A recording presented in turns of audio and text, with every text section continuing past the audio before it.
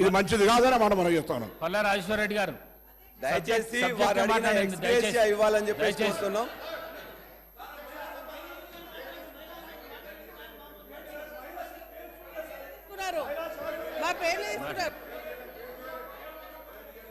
అధ్యక్ష, మరి మన మినిస్టర్ గారు మాట్లాడుతూ మేము కూడా ఇక్కడ మహిళలను మేము సపోర్ట్ చేస్తున్న మహిళలకు అంటున్నారు. అధ్యక్ష, మా పల్లా రాజేశ్వర రెడ్డి గారు మా పార్టీ తరఫున మాట్లాడుతూ స్పష్టంగా చెప్పడం జరిగింది, మహిళలకు ఏదైతే బస్ ఉచితంగా ఇస్తా ఉన్నారో దాన్ని మేము స్వాగతిస్తూ ఉన్నాం.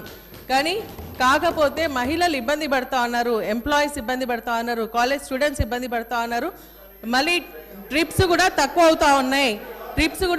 అవుతూ ఉన్నాయి కాబట్టి దాన్ని పెంచండి, మహిళలకు ఇంకా సౌకర్యంగా ఉండాలంటే బస్సుల శాతాన్ని పెంచాలని వాళ్ళు స్పష్టంగా చెప్పడం జరిగింది.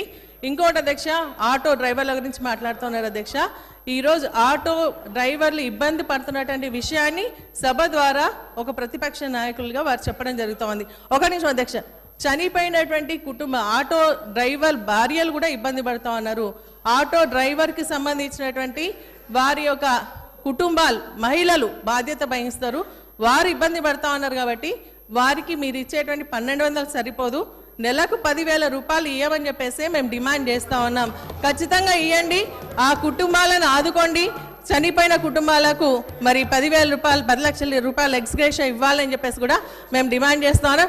మరి ఇంకొకటి ఏంటంటే, మీరు మహిళలుగా మా గురించి మాట్లాడుతూ ఉన్నారు, మేము అడుగుతూ ఉన్నాం, మహిళకు మహాలక్ష్మి అని పథకం తీసుకుని రావడం జరిగింది, దాంట్లో 3 ఉన్నాయి. వారు స్పష్టంగా చెప్తా ఉన్నారు 2,500 రూపాయలు ఇస్తామన్నారు, అది కూడా ఇవ్వాలి. 500 గ్యాస్తో పాటు మరి అది కూడా ఇవ్వాలని కూడా మేము డిమాండ్ చేస్తా ఉన్నాం. అధ్యక్ష,